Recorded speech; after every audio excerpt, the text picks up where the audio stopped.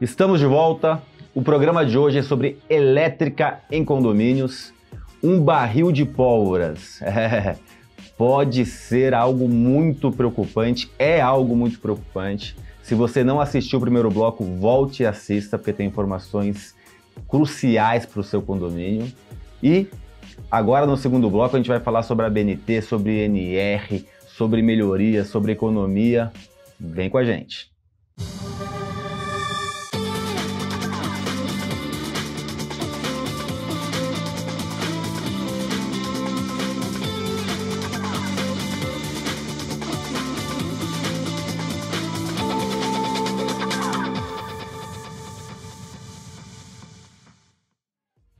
Estamos hoje com dois convidados especiais, Antônio Carlos Bucco, síndico profissional, e Marcos Barbosa, engenheiro eletricista. Bucco, começar com você aqui esse segundo bloco, perguntar um pouquinho sobre economia e melhorias dentro do condomínio. A gente sabe que uma das grandes evoluções nos últimos anos foi a diminuição do custo energético, né? Que, aliás, está cada vez mais caro. Pois é. Né? Então, assim, a gente tem duas coisas importantes. As bandeiras que vão se aumentando, os valores de energia cada vez mais alto, mas, em contrapartida, tecnologias que nos permitem economizar. Queria que você falasse um pouquinho sobre isso implantado em condomínios. Então, eu volto a falar, depende da idade do condomínio que você pegue, que você vai atuar. Então, são situações que você, desde a lâmpada, né, que você pode estar economizando, tirando uma fluorescente para uma de LED, alguma coisa. E não só isso, né, porque acho que você pode falar até com mais propriedade que eu, mas você paga na energia a energia reativa. Então, se você tem lá uma bobina que é acionada para o motor, ou se não aqueles, como é que chama aquelas reatores, né? Reator de lâmpada fluorescente, você está tendo essa energia reativa. Se você não tiver uma capacidade de potência acima de 92%, você está pagando vai encarecer ainda mais a energia. Então, tudo isso, você tem elevadores também que consomem bastante, você tem que, se você puder, dentro do que você tem lá, colocar um comando de inversor de frequência. Então, são várias áreas que você pode estar economizando energia nisso. Né? O que você pode acrescentar para a gente? Olha, complementando a fala do Bucco, olha só. Nós temos 3 frentes que eu acho muito importante que a gente atue. Apesar da lâmpada LED não ser algo recente, mas você encontra ainda muitos condomínios ainda na velha e boa lâmpada incandescente. E a diferença é absurda. É absurda. Acho que é 90%. 90%, no mínimo, né? Você tem os inversores de frequência. A tecnologia de inversores de frequência hoje, quando aplicada em elevadores principalmente, gera uma economia muito grande. 40%, né? Então, às vezes, para modernizar o sistema de elevadores, o síndico apresenta para os condôminos um investimento que aparentemente é muito alto. Fala, cara, mas isso vai significar uma economia de energia elétrica? E um investimento desse, eu não tenho o número agora, mas eu tenho certeza que em menos de 2 anos ele se paga. Né? E aí você vai colher o resultado desse seu investimento. Uma outra coisa que é muito importante, que foi também citado pelo Bucco, foi a questão da energia reativa que você paga. Então, você precisa adequar o seu condomínio a que ele tenha um fator de potência de no mínimo 0,92 para que você não seja multado e você não pague multas na sua fatura de energia elétrica e você consiga ter um maior aproveitamento da sua energia elétrica. Então, eu ainda volto para a área comum, as máquinas de ar-condicionado. Isso que eu ia falar. Hoje em dia, também com a tecnologia inverter, você consegue equipamentos de ar-condicionado daquelas áreas tipo salão de festa. Você faz um investimento em modernização de ar-condicionado, isso vai resultar muito em economia. A diferença é absurda, né? Eu particularmente tenho um ar-condicionado antigo em Atibaia, na minha casa de campo, e eu tenho um que eu paguei mais caro, tecnologia nova, em São Paulo. A diferença, assim, não consigo saber em termos percentuais, mas a conta de luz, quando você usa de energia um e outra, é totalmente diferente. E aí, muitas vezes, o síndico é criticado, né? Por que ele comprou a marca tal? Porque Fujitsu, né, que é uma marca conhecida, por exemplo, em vez de comprar a marca LG. Aí você vai lá ver que a Fujitsu o gasto é Bem 30% a menos, não sei, tô dando um chute aqui. E aí quando você coloca isso numa escala, num lugar que usa muito, a diferença é absurda. Mas o síndico tem que ter também esse conhecimento, né, Bucco, e essa capacidade de persuadir, eu digo persuadir como algo positivo, os condôminos a entenderem que aquela opção é a melhor opção, investir mais caro, fazer uma linha de consumo e explicar porque vale a pena gastar 4 mil no ar-condicionado em vez de 2 mil, por exemplo. Exato, né? O que eles querem, os condôminos querem é comodidade, facilidade, daí eles reclamam quando você tem um investimento assim, de manutenção e de segurança e você tem que ter justificativas. Então, esse conhecimento de como apresentar a situação é muito interessante. Inclusive, quando for possível, levar um expert na área, para que coloque essa situação, exponha de uma forma mais condizente. Agora, o síndico tem que ter essa visão, porque às vezes ele está precisando baixar o consumo do prédio, está estourando lá a ordinária, então aí ele vai economizar em material de limpeza, vai economizar em quinquilharias e deixa as coisas mais sérias para trás. Então ele tem que ter essa visão, esse feeling para que faça a coisa correta nas áreas necessárias. Né? Marcos, a gente tem ABNTs, né, diversas ABNTs. Uma ABNT que é interessante também para a parte elétrica aí dentro das unidades, a questão da 16280, que hoje você precisa apresentar um projeto, né, para fazer qualquer tipo de reforma dentro da unidade. E também quando você vai colocar um ar-condicionado, né? Sim. Porque a parte elétrica também tem que ser apresentada, um ar-condicionado, alguma mudança elétrica. Acho que isso é algo que traz um pouco mais de segurança. Sim. Eu falo porque num caso meu particular, até já contei aqui para vocês fora no ar, eu aluguei um apartamento e minha mulher estava dando banho nos meus filhos. Eu tenho uma filha de hoje 3 anos, na época ela tinha 2 anos, até um pouquinho menos, e pegou fogo o chuveiro. E ela teve que tirar as crianças, com graças a Deus a queimou um pouquinho a mão, mas apagou o fogo com a toalha. Tinha uma instalação errada. Acho que a bitola, né, como você me ensinou aqui, estava errada da fiação. E eu acredito que aí trazendo para o condômino, né, Marcos, a gente tem que ter responsabilidade e consciência do que qualquer coisinha pequena que a gente for instalar dentro da unidade, ele pode ser um perigo para a nossa família, né? Sim. E acaba sendo para o todo, né? Porque você vê, naquela minha fala que eu disse inicialmente, que dentro do apartamento, o condômino ele faz o que ele quer. Ele inventa lá, ele compra um forno novo, coloca, e ele não vai perguntar para o síndico se ele pode comprar um forno novo. Sim. Ele vai trocar o chuveiro dele, ele não vai perguntar para o síndico se pode trocar de chuveiro. Senão seria uma loucura também. Ele pode fazer o que ele quiser dentro do apartamento, desde que ele não mexa nas proteções. Você instalou o seu chuveiro novo, lindo, beleza, desarmou o disjuntor, opa, não troca o disjuntor. O chuveiro que não está adequado. Sim. Né? Agora, eu não sei, talvez você saiba, talvez não, você certamente sabe dizer até que ponto que o condômino ele é responsável pela segurança de todos.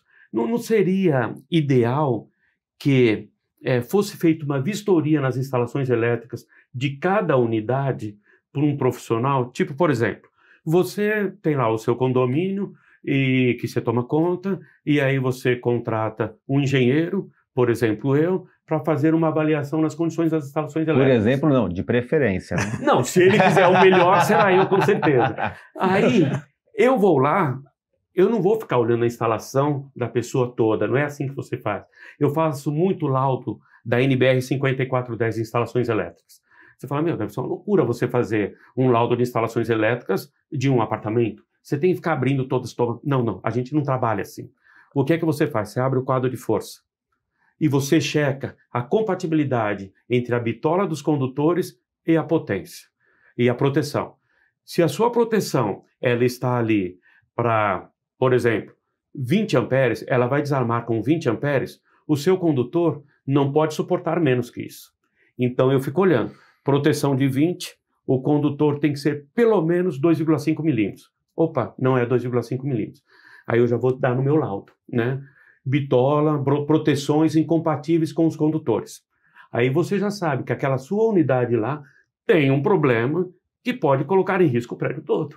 Porque não queima só um apartamento, um edifício. Sabe quando você fez a pergunta para o Bucô, vou deixar ele responder, mas sabe quando isso vai acontecer? Quando acontecer uma tragédia Exato. e for especificamente detectado o que aconteceu por conta disso. Porque a gente teve recentemente, alguns anos atrás, diversas tragédias com gás, né? Uhum. E aí, vários condomínios fizeram esse trabalho, trouxeram um especialista para verificar as instalações de gás dentro das unidades. Uhum. Obviamente que as unidades... Aí tem um trabalho de permitir Sim, e tal, sim, aí sim. é uma outra coisa, mas fizeram esse trabalho. Existe também, muitas vezes, a questão hidráulica, né? Porque tem muito vazamento em condomínio, então vai passar um engenheiro que vai olhar principalmente as privadas, tal, para ver se não estão... Então, assim, mas eu nunca vi, e aí vou trazer a pergunta para o Bocô que você fez, deixar ele responder, um trabalho preventivo em instalações elétricas dentro das unidades. Já viu alguma coisa assim? Não, inclusive agradeço aí, porque a gente faz, quando eu assumo um condomínio, eu faço 3 laudos, né? O estrutural, o elétrico e o hidráulico. Sim. Então aí eu tenho um especialista, um engenheiro que faz essas análises, mas geral. Internamente não, e os problemas geralmente são internos. Sim. Ou iniciam internamente. Então é uma boa ideia isso aí, da gente estar se embarcando isso. Quantas vezes a gente ouve, né? E aí vou trazer até isso para você, Marcos, que é uma pergunta agora. Outro dia teve um apartamento que pegou fogo, aliás, no Brooklyn, aqui em São Paulo. Aliás, vizinho do apartamento de amigo meu, ele não mora lá, ele aluga, mas é vizinho do apartamento. E a fumaça matou, acho que 2 pessoas. 2 pessoas. E pelo que eu vi, começou esse fogo por conta de... falam de carregador na tomada, né? De celular na tomada. O quanto é perigoso isso? E teve um outro em Pinheiros que também noticiou, não sei se é verdade ou não, de que foi por conta disso. Esses carregadores em tomada, qual que é o risco disso? A gente ouve muita coisa nesse sentido, mas a gente não sabe muito sobre o assunto. Olha, isso depende do carregador, né? Existem carregadores que são aqueles carregadores que você fala, cara, eu comprei um carregador para o meu celular, ele custou R$80. Você é louco? Olha o meu aqui, eu paguei 10, né? Então, pera lá. Existem carregadores e carregadores. Um carregador bom, original, né? Você liga ele na tomada, você pode esquecer ele na tomada. Ele nunca vai te trazer problema, da mesma forma que você esquece a sua televisão na tomada. Ninguém desliga a televisão na tomada, né? Ninguém desliga, sei lá, o aparelho de som, o decodificador, o roteador. Sim. Ninguém faz isso. E para que tirar o carregador da tomada? Não é necessário, né?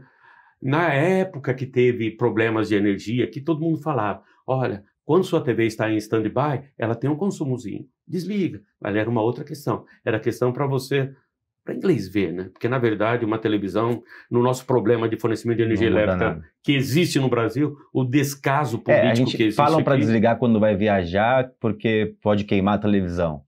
Ou a geladeira com a ida e volta de oscilação de elétrica. É oscilação elétrica. Eu não sei se isso é verdade ou não, mas também é um boato que existe. Existem instalações e instalações. Toda instalação que eu faço, eu costumo colocar DPS, que são dispositivos de proteção contra surto, justamente para que essas oscilações não passem para os equipamentos, elas sejam descarregadas para a terra, né? Agora, quando você não tem esse tipo de coisa, se você não tem o seu elemento terra, porque não basta você ter uma tomada de 3 pinos, o terceiro pino tem que estar ligado, Exato. né? E precisa estar ligado num fio verde, que não basta ser verde, ele tem que estar ligado num terra, né? Um bom aterramento. Um bom aterramento, porque quando vir algum surto, o próprio equipamento, ele tem um DPS interno que ele vai pegar e vai jogar para a terra, se existir. Se não existir, ele vai queimar, né? Então, o aterramento, o terceiro pino, ele é muito importante, está ligado num terra e num terra eficiente para a proteção dos equipamentos. Agora, aqueles carregadorzinhos que são, na verdade, um divisorzinho de tensão que fica ligado lá e eles dividem para sair os 9 volts. Comprar os xing-lings é um risco. É um risco. Agora, só pega fogo se sua instalação estiver mal dimensionada. Se aquele cabo for um cabo que lá na ponta dele tem um dispositivo de proteção que desarme antes da capacidade de corrente dele ser atingida, não vai pegar fogo. Então, olha, você tem lá 30 unidades no apartamento. Passa lá um comunicado, nós teremos um especialista que vai verificar. Muitos condôminos vão ficar muito felizes com isso. Falar, se o apartamento do meu vizinho queimar, o meu queima também. O que esse especialista vai fazer? Ele não vai abrir sua geladeira, não vai ligar sua televisão, não vai entrar no seu quarto. Ele vai abrir o painel central da sua casa, o quadro de distribuição. Ele abrir e vai ficar fazendo cara crachá. Bitola tal, corrente tal, bitola tal, corrente tal, e vai fazer o laudo. Apartamento número 31... Isso é segurança. Encontra com os condutores de capacidade incompatível com o disjuntor. Pronto. Você sabe que ali existe um potencial risco, né? Mas se está tudo ok, muito tranquilo. E seguir as regras da ABNT em tudo, né? Acho que isso é um ponto importante. Olha, a mãe de todos é a NBR 5410, que é a norma brasileira das instalações elétricas de baixa tensão. Todo profissional que vai laudar uma instalação elétrica vai com ela debaixo do braço, checa proteções, checa bitola, checa aterramento, inclusive. Aí, já voltando para a segurança, nós temos a NR10, que eu acho isso muito importante nos condôminos. Eu ia trazer esse assunto, exatamente. Porque a NR10, ela protege contra acidentes com choques elétricos, né? E no condomínio tem sempre aquele pessoal que gosta de fuçar nos quadros, né? Não estou nem indo lá no centro de medição. Estou indo naquele quadro que fica na guarita, no quadro que fica lá no segundo subsolo, que acende as luzes da garagem, aí o camarada resolve abrir, pendurar o aspirador de pó dele lá para poder aspirar o carro, faz um gatinho. Não pode ter acesso ao interior do quadro. O quadro, além de ter etiquetas que indicam perigo, eles têm que estar trancados. Sim. Né? Sempre trancados. Deixa eu te trazer o Bocô para a gente finalizar aqui. Na NR10 a gente tem a parte também do para-raio, né? E a gente tem um segmento em geral, tem um mau costume também de contratar empresas que fazem normas regulamentadoras por preço, né? E muitas vezes quem vai fazer a vistoria do para-raio é um menino, ou um estagiário, ou um office boy que tira as fotos e que aí leva para um engenheiro eletricista lá assinar. Quer dizer, não tem... E eu já vi cada coisa acontecer em para-raio. Eu queria que você falasse um pouquinho da importância do para-raio da NR10 e de ser feito por uma empresa realmente capacitada e não olhar preço, porque hoje um engenheiro eletricista ganha muito bem para empresas que cobram X reais por um laudo de para-raio que não paga não tem como pagar. Queria que você falasse para a gente finalizar o assunto de hoje. Então, voltamos às responsabilidades civil e criminal do síndico, né? Então, ele precisa ter uma noção do que é isso. O para-raio, se existe uma norma regulamentadora, não é por acaso. Então, a gente tem que respeitar essa norma. Se você não tiver um para-raio, uma descarga elétrica que tem lá, um raio que pega, você pode queimar não só equipamentos, mas também causar danos mais profundos, né, no empreendimento. Então, a gente precisa conhecer as normas e respeitá-las, né? Eu acho que o que você falou de aterramento, geralmente você não tem um aterramento muito bem feito, e aí as pessoas, em vez de respeitar o terceiro pino, simplesmente quebram para quebra. Então, ter falar com os condôminos, passar essa informação para os condôminos, eles terem isso aí vivo na mente, que é necessário que respeitem isso. E a gente participa. É o que você falou, né? Gás, eu exijo anualmente o laudo técnico no aquecedor a gás, Agora, elétrica, às vezes a gente, nesse caso da parte interna, nunca negligenciei o prédio, mas a parte interna geralmente a gente negligencia. Só vai difícil. Tomar a atitude quando o cara vai ligar o micro-ondas e cai, e aí ele vai reclamar para você, aí você vai verificar. Né? Então, acho que a gente precisa estar bastante... Antes de agradecer a presença de vocês, esse programa é espetacular, eu vou chamar um quadro que é Aplicando Advertências. A advertência hoje vai para você, síndico, que contrata pelo preço. Errado. Contratação tem que ser pela segurança. Nós temos que buscar o melhor custo-benefício, mas segurança elétrica, segurança estrutural, segurança de gás. Você é responsável por vidas. Então, tome cuidado. Quando for querer fazer economia, faça quando for fazer uma cirurgia para você, no seu coração, contrate o médico mais barato. Quando tiver que ir algo importante para a sua saúde, compre o mais barato e não para a vida das pessoas. Óbvio que eu estou cutucando, te provocando, você não deve fazer isso para você. Então, não faça para os demais, para os seus condôminos. Fica a advertência, fica o puxão de orelha, fica o chute na canela. Bocô, muito obrigado pela presença novamente, sempre enriquecendo nosso programa. Obrigado pelo convite, estou sempre à disposição. Você tinha falado rapidinho sobre a norma regulamentadora. É importante que você tenha a contratação de uma empresa que seja idônea. Então, tome cuidado com isso, porque norma regulamentadora não existe também por acaso. Okay? Perfeito, belo alerta. Marcos, muito obrigado, participação muito rica. Espero que seja a primeira de muitos aqui no nosso programa. Pode contar sempre comigo, Ricardo. Foi um prazer. Obrigado pelo convite. Estarei sempre à disposição de vocês. Nós que agradecemos. E semana que vem temos um encontro marcado com mais um programa com informações importantes para a gestão do seu condomínio ou dos condomínios que você faz a administração. Até semana que vem.